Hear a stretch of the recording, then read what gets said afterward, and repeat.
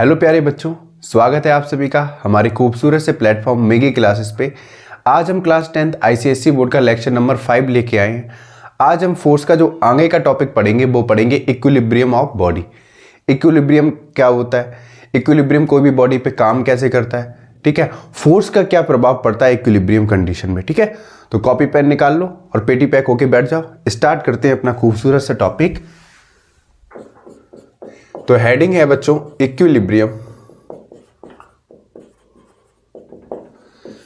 अच्छा बच्चों, कुछ हम इंपॉर्टेंट पॉइंट आपको सबसे पहले बताने वाले हैं, ठीक है। तो सबसे पहली चीज बच्चों ये है कि जब भी कोई बॉडी पे, ठीक है, सिंगल फोर्स एक्ट करता है तो वो बॉडी किस में होती है, लीनियर मोशन में। मतलब कोई भी मान लो ये ऑब्जेक्ट है, ठीक है, इसका मास m है और इस पे हम सिंगल फोर्स F1 अप्लाई कर रहे हैं तो होगा क्या, ये बॉडी क्या पोजेस करेगी, लीनियर मोशन, या कह सकते हो ये ऑब्जेक्ट क्या होगा, ट्रांसलेशनल मोशन में होगा, ठीक है। समझ में आ गया। अब इसी फ्री बॉडी को, इसको मान लो फ्री बॉडी छोड़ दो, ठीक है। इस फ्री बॉडी पे, ठीक, अगर फोर्स एक्ट करता है, ठीक है, इस फ्री बॉडी पे कोई भी फोर्स एक्ट करता है तो ये बॉडी क्या करेगी, रोटेशनल मोशन पोजेस करेगी। कब, जब इसकी एक एक्सिस को क्या कर देंगे, हम फिक्स कर देंगे। समझ में आया, कोई तकलीफ। मतलब एक कोई बॉडी का, ये मान लो जैसे ये मार्कर है, इसका एक पॉइंट हमने फिक्स कर दिया, ठीक है, और हम क्या कर रहे हैं, इस पे टेंजेंशियली फोर्स अप्लाई कर रहे हैं तो ये बॉडी अब किस में आएगी, रोटेशनल मोशन में आ जाएगी। ये चीज तो हम आपको बता चुके हैं। सर इसका मतलब क्या है, इक्विलिब्रियम को हम कैसे समझेंगे इस कॉन्सेप्ट में। तो सबसे पहली चीज ये है बच्चों, इक्विलिब्रियम का मतलब होता है स्टेबल कंडीशन। इक्विलिब्रियम का मतलब क्या होता है, स्टेबल कंडीशन। आपने बच्चों न्यूटन का फर्स्ट लॉ पढ़ा है। न्यूटन का फर्स्ट लॉ क्या कहता है, अगर कोई बॉडी रेस्ट में है तो वो रेस्ट में रहना चाहती है, अगर कोई बॉडी मोशन में है तो वो मोशन में रहना चाहती है। जब तक उसके साथ हम छेड़खानी नहीं करेंगे, मतलब जब तक उस पर एक्सटर्नल फोर्स नहीं देंगे, वो बॉडी अपनी पोजीशन को चेंज नहीं करेगा या अपनी स्टेट को चेंज नहीं करेगा। जाहिर सी बात है, कोई बॉडी रुकी हुई कंडीशन में, मतलब रेस्ट में, मान लो कोई इंसान खड़ा है और तुम पीछे से जानबूझ के आके उसको ऐसे पीछे से धक्का दो तो क्या होगा, वो हिलेगा डोलेगा। क्यों, क्योंकि उसके ऊपर एक्सटर्नल फोर्स पड़ रहा है। भाई आप बस में खूब ऐसे खड़े हो, पीछे से आके किसी ने ऐसे कमर से धक्का दिया तो जाहिर सी बात है आप आगे जाओगे, क्योंकि सर्टेन फोर्स एक्ट कर रहा है। समझ में आया। हाँ, वो बात अलग है कि ऑब्जेक्ट की मास से अगर कम फोर्स देंगे तो ऑब्जेक्ट अपनी स्टेट को चेंज ही नहीं करेगा। समझ में आया। हम खूब फोर्स लगाएं इस दीवार पे कि ये दीवार कहीं पीछे चली जाएगी, नहीं ना, ठीक है, नाम हल्के। क्यों, क्योंकि हमारे पास फोर्स तो है लेकिन इस ऑब्जेक्ट के मास से कम है। जब ऑब्जेक्ट के मास से कम फोर्स लगेगा तो ऑब्जेक्ट अपनी पोजीशन चेंज ही नहीं करेगा। आई बात समझ में, ठीक है, यहां तक तो क्लियर हो गया। इक्विलिब्रियम का मतलब होता है बच्चों स्टेबल कंडीशन। स्टेबल कंडीशन दो तरह से होता है, एक रेस्ट में और दूसरा मोशन में, ठीक।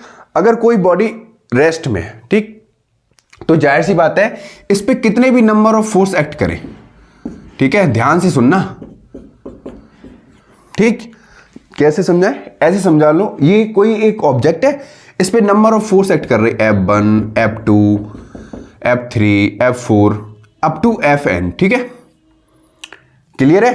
तो अगर कह सकते हो नेट फोर्स इस बॉडी पे एक्ट कर रहे हैं और फिर भी बॉडी ये मूव नहीं कर रही है, अपनी स्टेट को चेंज नहीं कर रही है, तो ये कौन सी इक्विलिब्रियम कंडीशन होगी, स्टेबल कंडीशन तो है लेकिन कौन सी कंडीशन हो गई, ये स्टैटिक इक्विलिब्रियम की कंडीशन।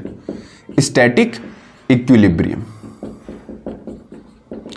स्टैटिक का मतलब होता है बच्चों रेस्ट, एट रेस्ट। स्टैटिक का मतलब क्या होता है, when the body is at rest.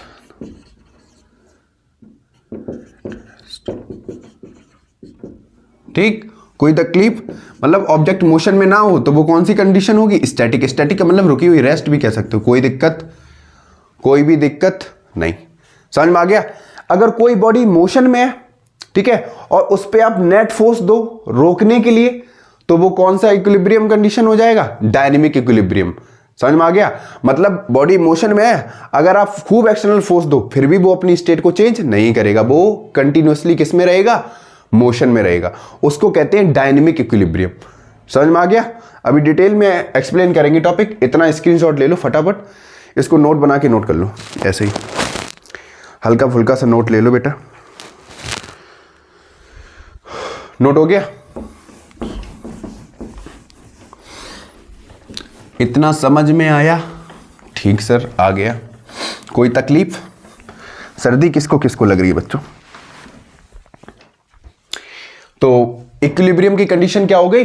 Rest की कंडीशन, मतलब स्टेबल कंडीशन। एक चीज और, इक्विलिब्रियम को हम ऐसे भी समझ सकते हैं, और व्हेन द ऑब्जेक्ट, सही से लिखते हैं, व्हेन द ऑब्जेक्ट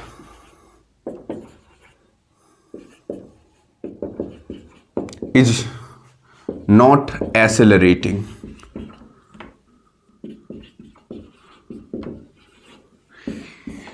ठीक, जब ऑब्जेक्ट का एक्सेलरेशन कितना हो? 0, तब भी वो कौन सी कंडीशन में होगा? इक्विलिब्रियम की कंडीशन में होगा। इतनी बात समझ में आई? समझ में आ गया? या कह दो विथ रिस्पेक्ट टू टाइम,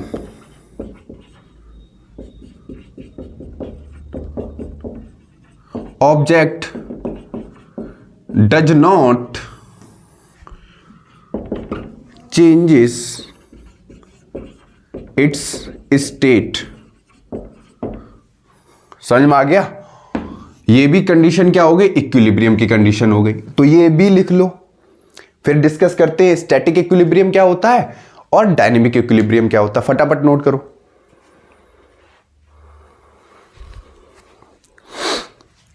फटाफट नोट करो। हो गया?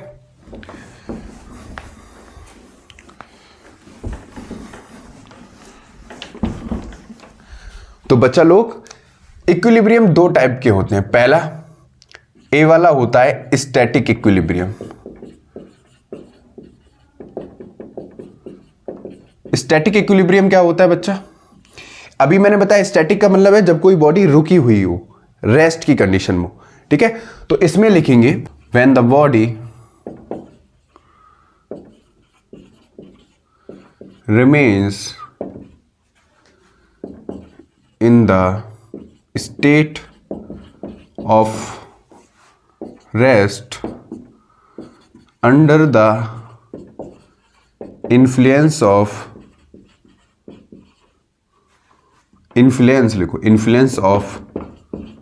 several forces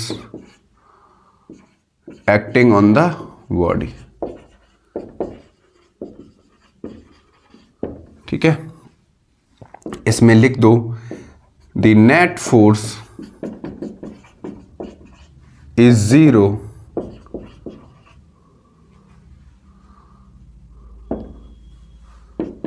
समझ में आ गया? कैसे? मान लो एक पोल है, ठीक है। इस पोल से हमने क्या किया? एक शेर को बांध दिया। इसे क्या बांध दिया हमने? लाइन को बांध दिया। सर ऐसे कैसे कर सकते हो? कर दिया, ठीक है। इधर से मान लो निराला सिंह दे रहे हैं, यहां पे है निराला सिंह, ठीक है, निराला सिंह, ठीक, 120 न्यूटन का फोर्स दे रहे हैं, ठीक है। इधर से दे रहे हैं भीम 120 न्यूटन का फोर्स। इधर से हल्क, ठीक है, 120 न्यूटन का फोर्स दे रहे हैं। बताओ ये शेर किधर जाएगा बच्चा? बताओ ये टाइगर, सॉरी ये लाइन किधर जाएगा? शेर किधर जाएगा? बताओ। जाहिर सी बात है इधर फोर्स ये इधर अपनी तरफ खींचेगा, इधर F2 फोर्स इधर खींचेगा, इधर F3 फोर्स इधर खींचेगा भीम की तरफ, ठीक। तीनों अपोजिट डायरेक्शन में है, तो यहां पे नेट फोर्स कैंसिल आउट हो जाएगा। कितना? 0। तो ये क्या करेगा? अपनी स्टेट को चेंज ही नहीं करेगा। ये क्या रहेगा? जहां इसकी ओरिजिनल पोजीशन है, मतलब अपनी पोजीशन को लाइन चेंज नहीं करेगा। क्यों? क्योंकि नेट फोर्स जो है वो क्या होगा? 0, कैंसिल आउट हो गया। क्योंकि फोर्स कितना दे रहे हैं? दोनों, सॉरी तीनों, 120 न्यूटन, 120 न्यूटन और 120 न्यूटन। समझ में आ गया? और तीनों कैसे हैं? अपोजिट डायरेक्शन में। क्लियर हो गया भाई? स्टेबल कंडीशन क्या होता है? जैसे ये मार्कर है, ठीक है, एक इधर 20 न्यूटन का फोर्स दिखाए, एक इधर 20 न्यूटन का फोर्स आया, दोनों अपोजिट डायरेक्शन में, तो ये बैलेंस की कंडीशन हो गई। बैलेंस मतलब स्टेबल की कंडीशन। समझ में आ गया? तो ये वाली कंडीशन कौन सी हो गई? स्टैटिक इक्विलिब्रियम की कंडीशन, ठीक। इस पे सेवरल फोर्स एक्ट कर रही है, लेकिन ये ऑब्जेक्ट क्या कर रहा है, अपनी स्टेट को चेंज नहीं कर रहा है, क्योंकि ये रेस्ट में है तो ये रेस्ट में ही रहेगा। इसका जो नेट फोर्स है या नेट टॉर्क है वो क्या होगा, 0। समझ में आ गया? कोई तकलीफ? ठीक, फटाफट नोट करो इतना, फटाफट नोट करो बच्चा।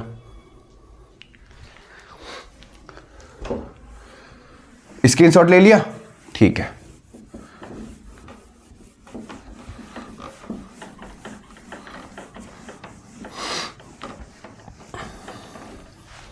इसके बाद बी है बेटा डायनेमिक इक्विलिब्रियम।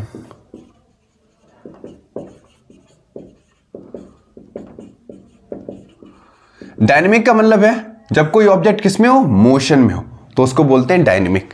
अब इक्विलिब्रियम का मतलब है कि वो बॉडी किसमें रहेगी, स्टेबल कंडीशन में रहेगी लेकिन मोशन में। समझ में आ गया? ऑब्जेक्ट मोशन में तो होगा, लेकिन मोशन में अगर कोई उसको रोकना चाहेगा, ठीक है, तो वो रुकेगा नहीं। समझ में आ गया? कोई तकलीफ? ठीक है, नोट करते हैं, इसमें लिखेंगे in the body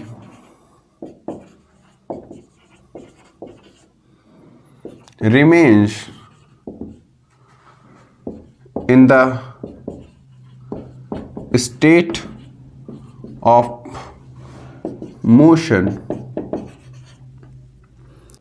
under the influence of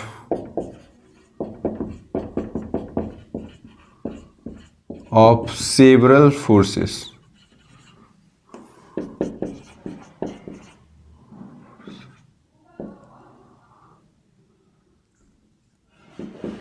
Is said to be dynamic equilibrium.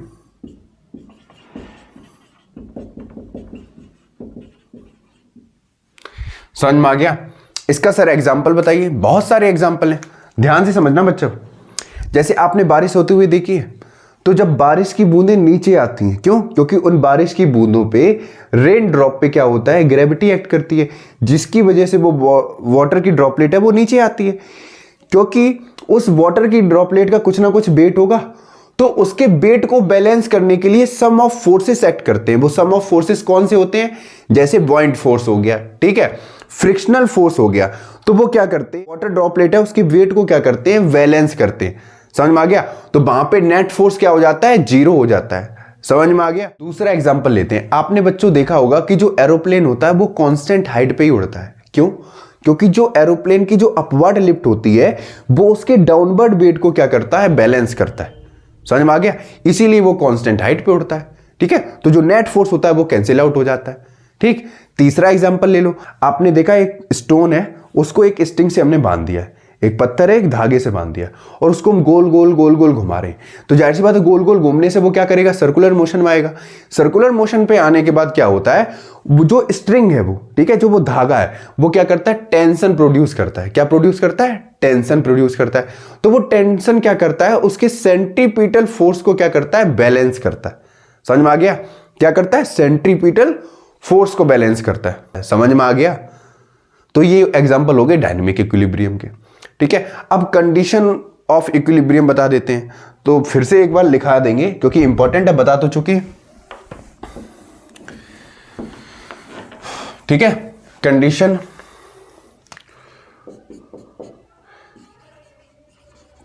For equilibrium. ध्यान से सुनना बेटा, क्या होगी। पहली कंडीशन है बच्चा, द रिजल्टेंट फोर्स, लिखते जाइए, अभी आपको बताया, the resultant force acting on the body must be 0। समझ में आ गया? मतलब जो नेट फोर्स है कोई बॉडी पे एक्ट कर रहा है वो कितना होना चाहिए, 0। दोनों की केस में है, रेस्ट में भी और मोशन में भी। ठीक है, सेकेंड है the algebraic sum of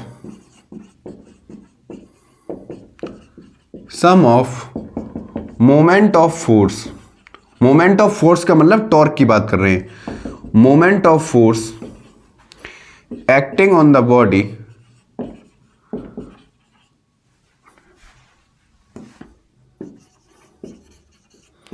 must be 0।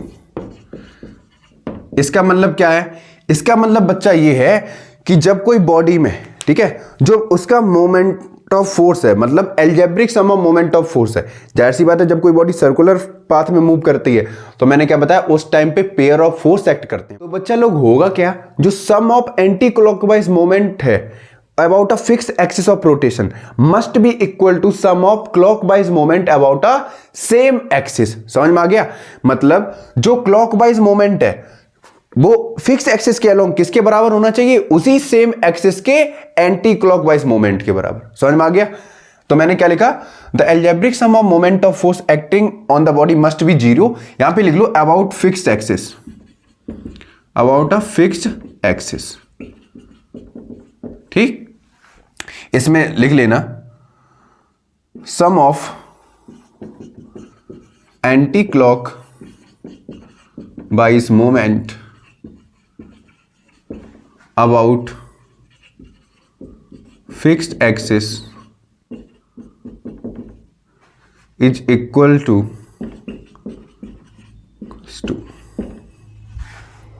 sum of clockwise moment about same axis।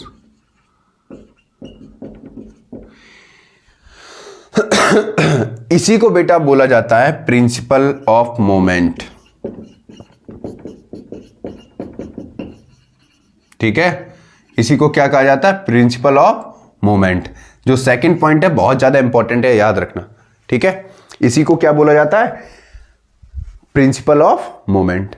आज के लिए बच्चों यहीं तक रखेंगे, स्क्रीनशॉट ले लीजिएगा। ठीक है, अगर कोई डाउट है तो कमेंट बॉक्स में बता दीजिएगा। मिलते हैं नेक्स्ट वीडियो के साथ।